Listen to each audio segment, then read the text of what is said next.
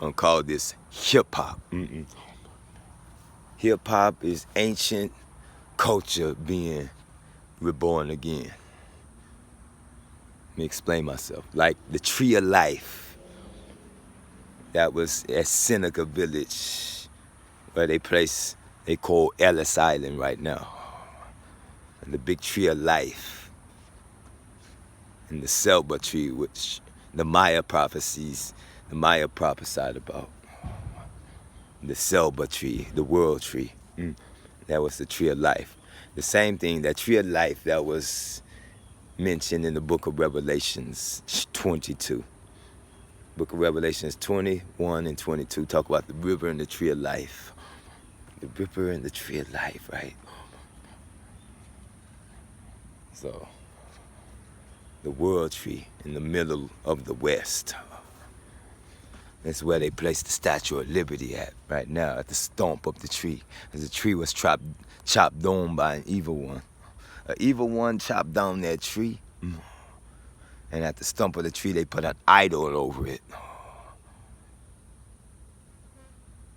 Something the people identified themselves. But like I say, this is called hip-hop. And the roots of the tree of life are reborn again. We're gonna call that hip-hop. Ancient culture being reborn again. So my Kemetic origins from the Septepi in ancient Egypt. Akkad in Sumeria. This is my ancient origins. From the Semitic branch of the people. From Shamash, the sun god of Assyria. Shamash, who is the biblical Shem in the Bible. See, everything in the King James Version of the Bible is a translation from its original form. So everything goes back to the Kemetic and the pre-Columbian era of America at the Olmec Center. And the notable city is Veracruz, the place of the true cross. The true cross in ancient Mexico was the Anka from ancient Kemet. The cross of ancient Egypt, the Anka. That's the true cross. That's in the pre-Columbian era of America at the Olmec centers that they found at the place called the True Cross, Veracruz in Mexico. So, and Oaxaca, Tenochtitlan, San Lorenzo, that's one of the notable places that's in the possession of the people of Mexico who speak Spanish, but they don't know the truth about those things that preceded their coming there. So I am the one who knows and can tell you and translate it to you in a Bible code that you never heard before, because y'all haven't learned these things about the pre-Columbian era of America. And I'm the beholder who does know. This is like all the mysteries that they found at the Valley of the Kings, at the Sinai Peninsula, in the Middle East, in the Eritrean and the Red Sea, in the Mediterranean Sea. Okay, and the line of latitude goes around the earth. From that middle region of the earth, that's where all the Kemetic people, the Semitic branches or bloodlines of the earth came from, the place of their origins. And they stayed in a line of longitude all the way around the world. So if they were in the Middle East, at the Nile, at the Septepi, going into the Mediterranean Sea, then in the Middle West was the Mississippi, called the West Nile. At the West Nile, we were the same bloodline of people that had migrated and 1,000, then a 2,000, then a 3,000 year period from the east to the west. From 3100 BC, from the first Egyptian king on the Egyptian kings list, from the Giza complex, was completed around about the year 2450 BC by the people of Khufu, then the people of Khafra, within a 200-year period. And those two kings reigned on the earth for a very long time. So then Mycerinus, the third pyramid builder, had a shorter reign, so his pyramid was smaller because he didn't reign as long as the two kings that preceded him in building their pyramids. So the first pyramid, the king reigned longer than both kings. Then the second king reigned a third as long. I mean, 2/3 as long as the first king. That's why his pyramid is smaller. So, and the third king, his pyramid was the smallest because he didn't reign that long. So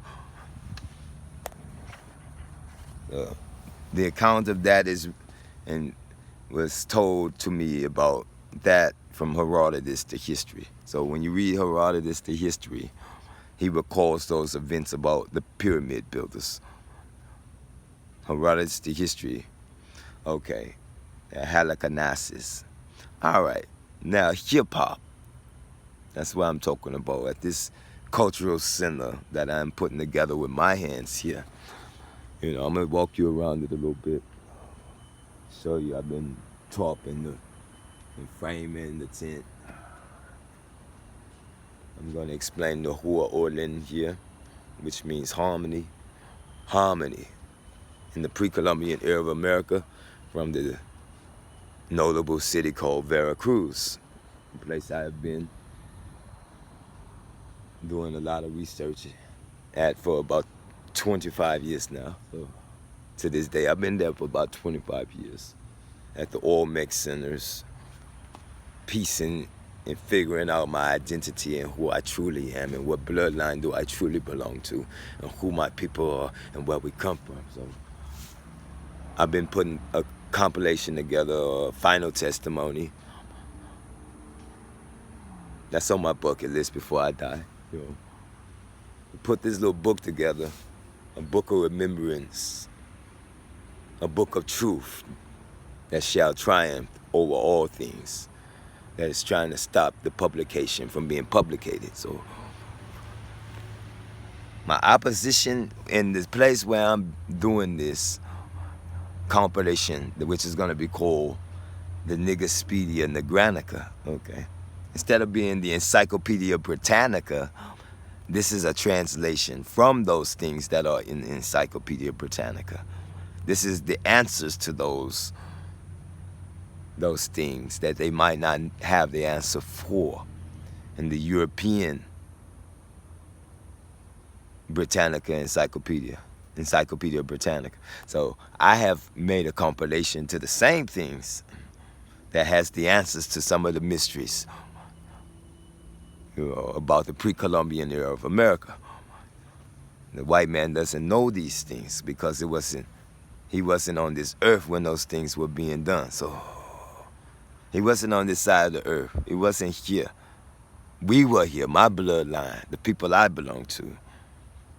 The children of Israel called out of the land of Egypt, from the land of Akkad in Canaan, at Bethel, where Israel made his temple and tabernacle when he made peace with his brother Esau.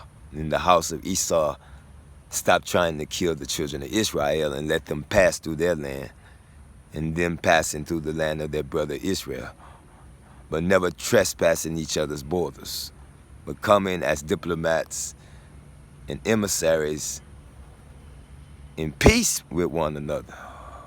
That's the only way you can come to another man's house, is in peace, for him to be peaceful with you. Because if you come to somebody's house to make trouble with them, you're going to have trouble leaving that man doorway that you're making trouble with at his house. So we are friends at peace and we are enemies at war, according to the Declaration of Independence. So at this place of hip-hop, I am the high priest of Ammon. And this is going to be the temple of Ammon-Ra,